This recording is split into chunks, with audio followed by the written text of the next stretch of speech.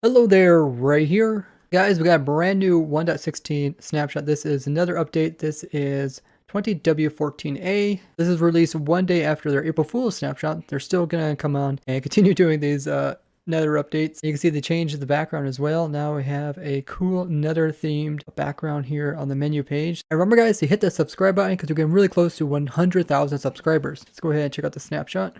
Added a new mob called the Zoglin. You can probably guess how this thing comes into existence. So this is a zombified hoglin, and you can see it really looks like a pig that got kind of like zombified, but it's actually, if you summon a hoglin, so hoglin right here, and if we take a hoglin and we send it over to the overworld, it will slowly convert over into a zoglin. You can see it's shaking, very similar to like the piglins, converting over into zombified piglins here in the overworld. So he's shaking. You can see him kind of compared to normal pigs, and there he is. He's pretty crazy. Oh, he attacks other pigs? What? He attacks other baby pigs? Why would you attack other baby pigs? He attacks all passive mobs. You attack a zombie? Yeah, because he attacks like everything in the overworld. He is mean. Okay, so it pretty much attacks everything. So I guess you can use this in a mob farm to kill mobs. Does a wither attack it as undead? Summon wither. Yeah, the wither attacks it. So it's not considered undead. Also, the new Zoglin cannot be bred up, so unlike the Hoglins, so they don't care about anything about the warp fungus. I also said, beware, these beasts are raving mad and attack just about everything they see. Okay, we kind of experienced that. It's pretty crazy. Guys, I got a Johnny Vindicator. These guys pretty much attack anything, and we're going to put it against a Piglin, or I mean the new Zoglin, because both of them pretty much attack anything. And the Zoglin has more health, but it looks like the Johnny was more successful just because, oh, I guess he was barely alive. I think just because the Zoglins had so much health, and they also do the knockback. They're the clear winners. But they even fight the other ones? Little Bristle is laid over sideways on these guys. So I guess it's more zombified. They do have the same floppy ears and stuff. And of course the Zoglin drops rotten flesh. They also have it so you can now enchant compasses with the curse of vanishing, meaning that if you die with this type of compass, it will vanish. So I guess you could do this as a safety precaution where you give maybe like your friend or something a compass that locates a certain thing. If the player happens to die, then they don't have access to that location where it points to. Just like other things, if you put like a whole stack of something, it costs more than if you just do one item. You only can enchant one at a time. But yeah, you can do it in survival. Let's see, you can do the same thing with a clock? No. What about a compass? They have curse of vanishing, curse of binding? Nope. So just that. And you can use these with the lodestone. So I can right click this. And now I have curse of vanishing, plus it's also going to point towards the lodestone, calling a lodestone compass. They also changed the statistics so they're alphabetical. This is amazing. Look at this, guys. A0 up at the top, and you scroll down all the way down to the very bottom, which is W for water, take it from cauldron. This will make it so much nicer to try to find statistics. I mean, they have kind of weird names sometimes, so it's hard to find, but alphabetizing will make it a lot better. They also made a change to warp fungus on a stick. Now it will have more durability than what it did before. Before it had the same as like carrot on a stick, a couple uses, and it take like 7 durability each and can be destroyed very quickly. Now the warp fungus on a stick will have 100 maximum item damage and will only take 1 durability per strider consumed. These are used to make striders run fast on lava. Let's go ahead and give it a try. You can also see they're attracted to the stick as we hop on them. So this is how they normally walk, with just you holding the stick in their hand.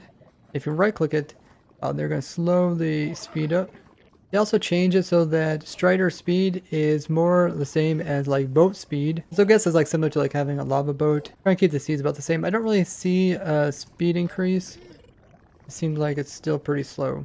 That was a trick that we discovered where if you would run them against a wall, they go faster. But it don't look like that is in this snapshot anymore. Strange. Like I left that guy and I hopped into a different guy and this guy's going much faster. So maybe some of them are kind of glitched out. Yeah, now I right click, you can see it is about fast as what you expect from like a boat.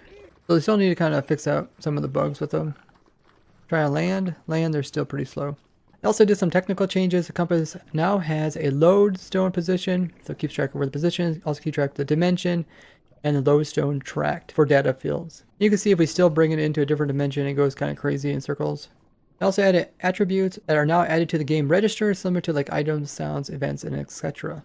Region files are now also opened in synchronous mode to increase reliability. The attributes that were added is that items and entities will no longer keep unknown attributes, and names of some attributes have been renamed to meet resource location requirements. They rename stuff like max health, jump strength, fall range, movement speed, flying speed, damage, knockback, toughness, all that sort of stuff. The synchronous writes region files are now open in synchronous mode, preventing data loss and corruption after crash. That's a really big one because that does occur. Dedicated servers can now disable that by changing the sync chunk writes inside of server properties. That's pretty awesome. A lot of times server will crash and you'll lose all the stuff inside of your ender chest, which is really strange, but does occur in survival. They wanted to fix a bunch of bug fixes, including end city chests generate destroyed and items are on the ground, which is a pretty old one, so good they fixed that one. Missing subtitles for various sounds. Then piston head not removed when set block is used to place a different piston base. That's more of a technical thing. When you place like a piston, the head doesn't place with it. They also updated the advancement Monster Hunter so that it actually includes all the hostile mobs. There was fireworks stars that were crashing games. Igloos generate with brewing stand and flower pot. Contents dropped. Compasses were not pointing in the correct location when an item frame on the ground or on the ceiling, which makes a lot of sense. Villagers are only picking up 4 stacks of items. They revisit that one and fix it some more. Inner drag and inner hitboxes are render offset by approximately 200 blocks. That's one I reported like a long time ago. Finally got around to fixing it. Tags do not load if one of the values is invalid, causing all data packs to unload. There's a way to actually make other spectator accounts be highlighted, but it wasn't actually working for them except for yourself, so they fixed that. New Nether biomes do not work properly in buffet worlds. I wish they would kind of redo the buffet worlds, make it a little bit more useful to make custom worlds, especially now that we've seen what they can do with like the April Fool's snapshot. Piston arms are not detected when the base of a pulsing piston is replaced with another piston. So sometimes you'll get like a sticky base with a normal piston head, because like the heads don't care what type of base is behind it, as long as it is a base. So that might fix that little trick I showed where you can add heads onto pistons and make double piston heads. Flow collision is too high. This is when you like land on top of some flowing water. You would like land as if the block was full-size block instead of being kind of a little thin piece of lava. Finding under portals when using the Nether portal, that is a really annoying one. I'm glad they fixed that one. I poured that one quite a while ago as well. Shocker bullets do not act as projectile. These are more recent bugs. Iron frames cannot be interacted with after unloading and reloading a chunk. Ocelots are no longer spawning, which is pretty bizarre. Target detection of a firework is unreliable. There's also a bunch of fixes that they did to villages and how their houses spawned in, missing some block and also being misrotated. Fireworks that were being launched out of an upper-facing dispenser were exploding inside of the block. Lodestone compass needles doesn't have an animation. They also fixed the problem with lodestone compasses and needles spinning around too quickly after the lodestone has been destroyed. I thought that was actually a feature. Looked kind of cool. Using the compass lodestone plays no hand animation. Many mountable mobs and vehicles can still be shot by the rider's arrows. Yeah, we do that quite often. I thought it was kind of a fun thing to do. But I guess it helps, so if you're like riding a horse, you don't accidentally shoot the horse. Compasses with the custom enchantments does not display the enchanting glitterness. Right-clicking a lodestone with a compass also uses offhand item. That is pretty bizarre. I think they fixed that one. The lodestone compass sound was actually under friendly creatures options, which it should not be. Observers don't trigger when fences connects to a newly grown tree. And that has to do with trees in general not really getting updated when they grow. So maybe this can make it easier to make like tree farms, which is with the observer pointing it to a tree, which was a problem in the past. So those look like some nice bug fixes.